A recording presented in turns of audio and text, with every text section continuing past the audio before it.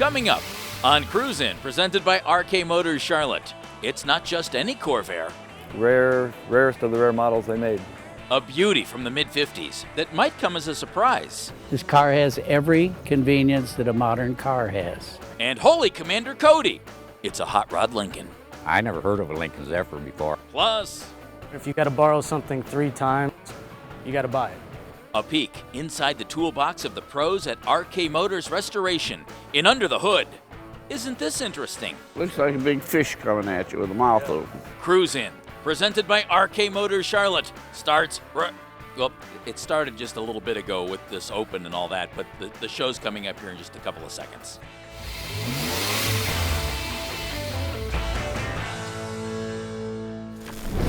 Hey everybody, welcome to Cruisin', presented by RK Motors Charlotte. I'm Jeff Phelps and we are in the heart of Ohio's Amish country, Sugar Creek, Ohio, for the 21st annual Fabulous 50s Fling. 1975 and older, your car is invited to come, hang out all day, and of course we're in Amish country, that means enjoy some great Amish food as well, but look at all the cars to choose from. So let's get to work. Ted and Linda, I love cars that get nicknames, but your name doesn't fit for your truck. Oh yeah. Old Ugly? Old Ugly. How do you call this Old Ugly? Been Old Ugly since it was built a long time ago. Why? Because it was old ugly. It was an ugly old truck. And I bought it from a guy in North Olmsted and restored it all. Painted it, did everything interior and everything in it. Linda, was it ugly? Oh, it was awful. Bad. Couldn't Why? believe he wanted to buy it. Why? It was the worst looking thing I'd ever seen. What was wrong with it? It was black and silver with orange wheels. It was all dented. It was just awful. And you let him do it? Oh yeah. Yes. Yeah. You know, I personally love the color of the paint right now. That was part of the deal. If he bought Old Ugly, I could pick the color, and I did. And when he was painting it, he wanted to change the color, but that was the deal, so he stuck to it. What do you think about it, Ted? Oh, it grew on me. Yeah, it grew on me. And she picked the interior out too, so. What was the process you guys went through to put this back together, Ted, especially since it was not very attractive apparently at the time? Pulled it all apart. Everything was off of this car but the body. Front end, bed, everything was off. We did it over again. Painted it. Put new fenders on it because the fenders were all dented and beat up. Guy brought them back from Colorado. It was just a mess. It was a mess. And it was going to be my beater truck, but it ended up like this. You so. changed that story. Linda, are you surprised the way it's turned out, considering where it was? Oh, yes, Yeah. yes. And when we got it done, the first trip was to Worcester, and the people that we had bought the truck from came up from North Carolina to see it. They couldn't believe it. But it's got her tablespoon out of her dinnerware set as the gas pedal. So a nice personal touch to remember the previous owner. Yeah. He needed a gas pedal, and the silverware was available. Well, it's anything but ugly. Thank And I you. like it very much. Thank you. Thank you. Thank you. George, one of the nastiest cars out of the 60s, the Comet Cyclones. You hear that name and you just think, ooh, that's a car that could get up and down and move a little bit.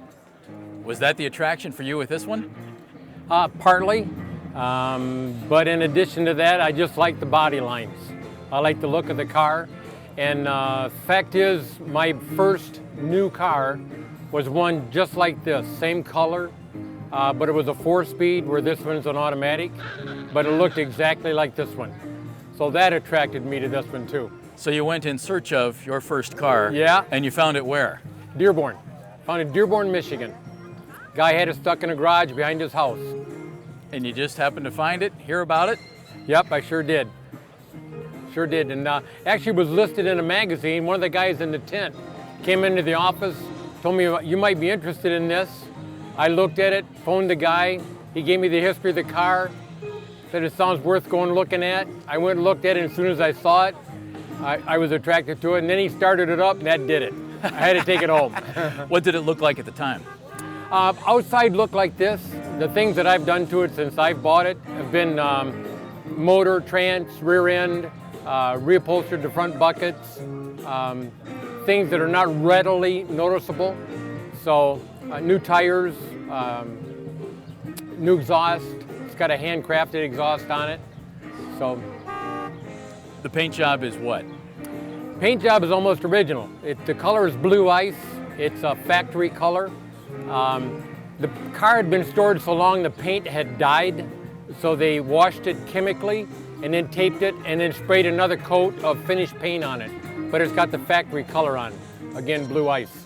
Well, it's got to be kind of nice. You go out to the garage and there sits Yeah. basically your first car. For a minute I thought maybe, just maybe, I had found my car. The exact car. Yeah, I really did. And but when I walked up to it and noticed it was an automatic instead of a 4-speed, I knew it wasn't the same. And then checking further, found out that it wasn't, that it actually come to Michigan from California. And I said, no, that's not mine. But it's close enough, I'll take it. There are some nice looking cars, there are some tough looking cars. This might be the most intimidating looking car I've seen today. The color, the style, and everything else. A 41 Lincoln Zephyr. Where'd you ever find this? Well, it kind of found me. I bought a 77 Camaro just to fix up and resell. The guy that had this seen the Camaro and asked me if I wanted to trade.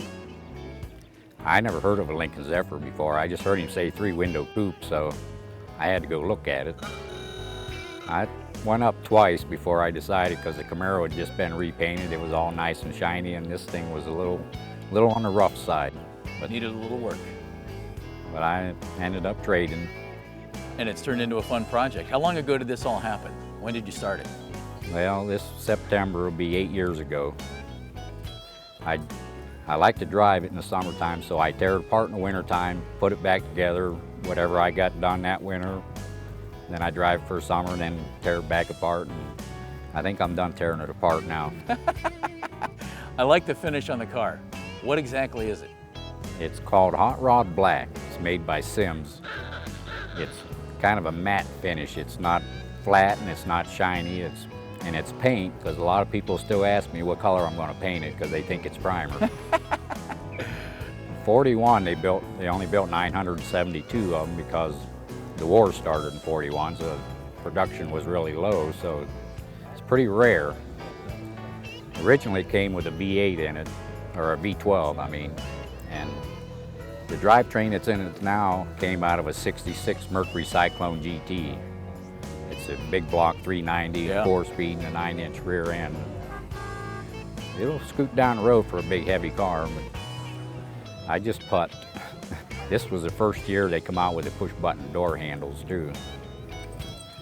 It's a little different. Yeah, that is a little different. I'd like to maybe put some modern shocks on the front. The front end is still all original. It's got the old antique shocks on it and straight axle. Might make it ride a little better.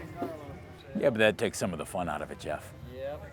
No power steering, no power brakes, so it's as long as you're moving, you're all right. But with tight quarters, it's hard to turn.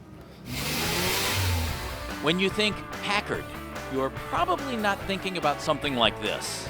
They were the finest engine builders in the world. It's next on Cruisin', presented by RK Motors Charlotte. World-class collector vehicles. That's what RK Motors Charlotte is all about. The finest in classic, muscle, and high-performance automobiles. The design and excellence of the 1930s and 40s. The chrome of the 1950s. The muscle of the 1960s and 70s, and much more. RK Motors is the one-stop shop to sell your car, add a new prize to your collection, or restore an old friend to past glory. Learn more about RK Motors Charlotte at rkmotorscharlotte.com. Now back to Cruisin', presented by RK Motors Charlotte. Arden, people see Corvairs. You don't see too many Corvair station wagons out floating around. That's true. But as a Corvair guy, you had to have one? Yep. What's the deal with you and Corvairs? Something unique, something you don't see everywhere else. They're just in a niche all their own. When did you start getting into Corvairs? 1974, first car I ever owned was a 64 convertible. And you've been stuck ever since? Yep, got bid early. How many have you owned over the years? I tried about a year ago to count them up. I'm going to say somewhere in the neighborhood of 30. No kidding. Yep. How many do you have now? 3. 3. And this is one of them. Yep. Why this one? Rarest of the rare models they made. Have you ever had a Corvair station wagon before? No. How'd you track this one down? Internet's a wonderful thing for tracking down cars. You can find anything on the internet if you look hard enough. And you did. Where was it? New York State, just a little bit south of Syracuse, parked in a field. So it wasn't a basket case, but it had been semi-drivable restored probably 15 years prior to me getting it, and they just left it set, and it deteriorated quite a bit. Brakes, engine, everything had to be going through. Interior? Yes. You did the whole thing? Mm-hmm. How long did the process take? About 2.5 years. And they're never done. No car's ever done. I'm still working on it. Anything special about this that would surprise folks who actually know something about Corvairs? It's interchangeable from about the roof line down. Roof line up is special to the wagon. All the glass is unique. Glass doesn't fit anything else, Corvair-wise. Everything from the belt line down is just about regular Corvair. And instead of the engine being in the trunk on a regular Corvair, it's where? It's in the rear. Underneath the Yeah, it's underneath the deck. storage area? Yes. So you have to pop the storage area to get to the engine? Right, there's actually an access panel in the back below that to check oil, do the routine maintenance stuff. If it's fully loaded and you're on vacation, like you probably were back in the day, there's an access panel in the back that folds down to check the oil. As a guy who's owned the Corvairs forever and looking for this one, what have you thought now that you've had it, now that you have the rarest of the rare Corvairs? Love it. A lot of people have never seen one, constantly. Never seen. My dad had a Corvair, my uncle had one. Everybody's had a Corvair at one time. They've never seen a wagon. Have you seen any since you've had this? No. I saw them when I was a kid, when they were new cars. But since then? No. Bill, most people think of Packard as that great big old car from the 30s and 40s, but I don't think a lot of people know Packard made some pretty slick cars in the 1950s, like yours. Yep. I like it. Yeah, this car has every convenience that a modern car has. It includes power door locks, limited slip rear end, all power. It's got a tremendous engine in it. That some engines are as much as 310 horsepower. This one is right around 300. The car handles beautifully. It has no springs. It's got 4 torsion bars that automatically keep the car at a certain level at all times. Now, Packard guaranteed that system to last forever. And this car has been sitting for 54 years on these torsion bars, and it still sits exactly the same height off the ground that it was when it was built. Impressive. Packard was without a doubt, and everybody's going to say, yeah, but he owns a Packard. But I'm telling you the truth. They were the finest engine builders in the world. I drive it all over the country. It passes up everything but a gas station, as the old cliche would say. But you pass in such style that you just don't care. Packard Patrician. What kind of a name is Patrician, Bill? Well, for a car? Well, see, this was the lady of the fleet.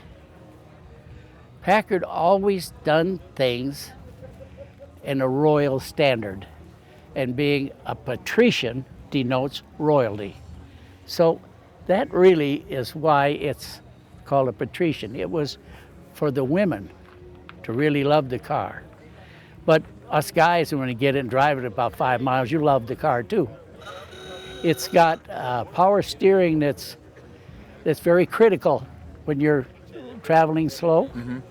But as you pick up speed, the critical part goes away, and it's almost like driving a standard steering car. It's not hard to handle. Packard made the finest automobiles.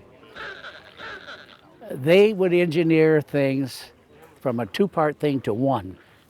They knew that the less parts you have involved in something, the better it functioned. Well, if you had been around at the time pushing Packard, it never would have gone out of business because Well, I you're would a hope fine so. I representative. would hope it wouldn't. Just like a Boy Scout, a classic car owner should be prepared. When you're in your garage at home, maybe you don't need this many tools. Under the Hood is next on Cruise In, presented by RK Motors Charlotte. RK Motors Charlotte wants your classic car. Let our consignment professionals take the aggravation out of the selling process for you. With an established international customer base, the RK Motors Charlotte consignment program has a 90% sell-through rate. Our top-notch marketing efforts have led to an average sale time of 87 days. We do the work, we do the marketing, we sell your classic for you at maximum value. Visit our website at rkmotorscharlotte.com. Under the Hood is presented by RK Motors Charlotte, specializing in the sale, build, and restoration of world-class collector vehicles. Every person who owns a classic car has to have some tools, a nice workbench, a nice setup so that they can take care of their pride and joy. Adam Gull, one of the master technicians here at RK Motors Restoration, has his moneymaker right here. That's what you called it, Adam. That's what I did. How long has it been with you?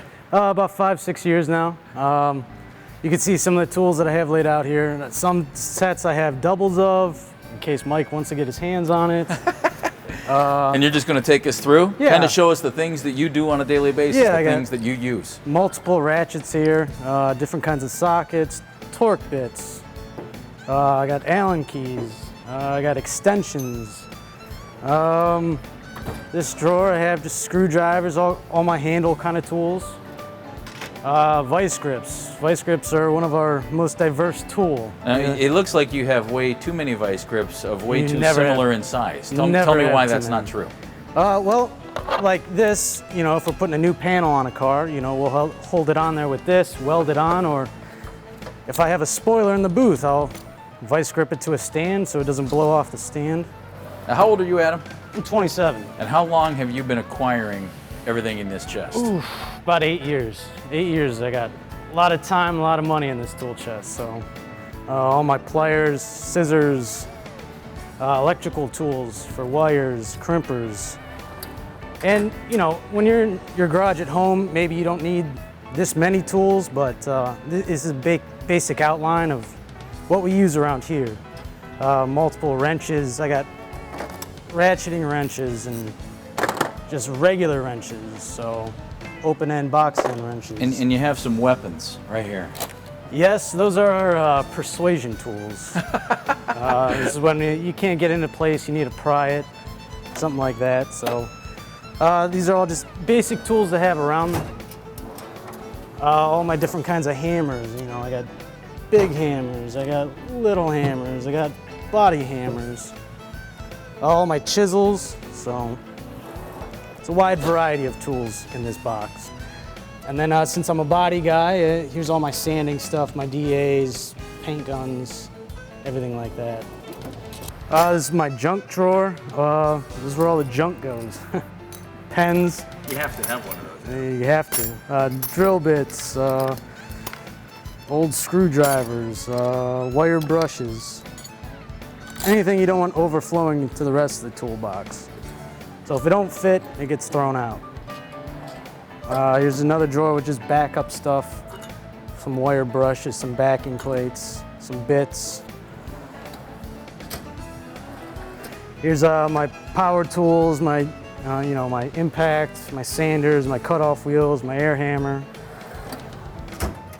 And the last big drawer is my welding helmet and my library of different colors I've ever shot. So it's all categorized and everything has its place. Now, this stays here.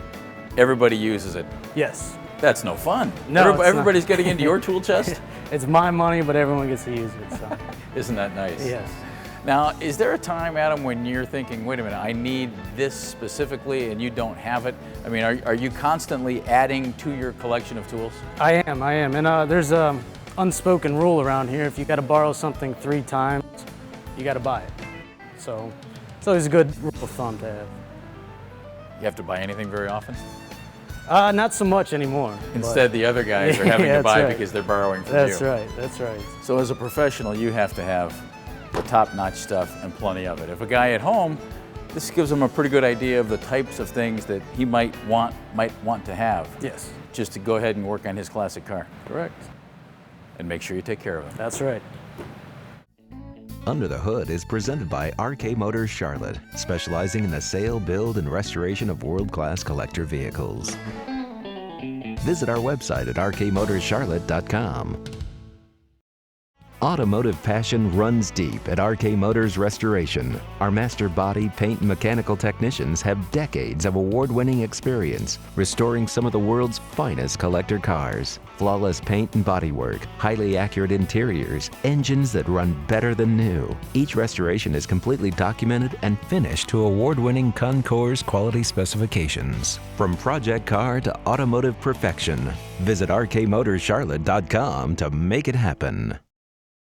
Now back to the fabulous 50s Fling in Sugar Creek on Cruise In, presented by RK Motors Charlotte.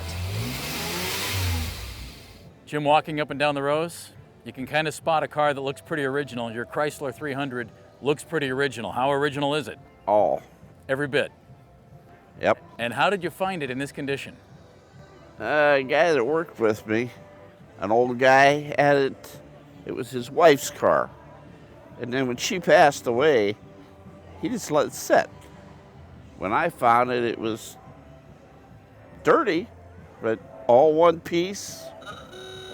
Never had to replace anything on it when I bought it. Runs good, drives good, looks good. You told me the gentleman was a mechanic, so he took very good care of the car, obviously. Every time he changed the oil, he sprayed the car with it. The old oil, he took it and sprayed the car. Sprayed the car with Which, it. of course, we're not allowed to do these days. No. But back then, it preserved cars like crazy. That was two-lane highways back then. Yeah, and it preserved cars like crazy, which is why this is in such great shape. Yep. Now, as a guy who collects cars, other than the originality of this one, what attracted you to the Chrysler 300 and this look?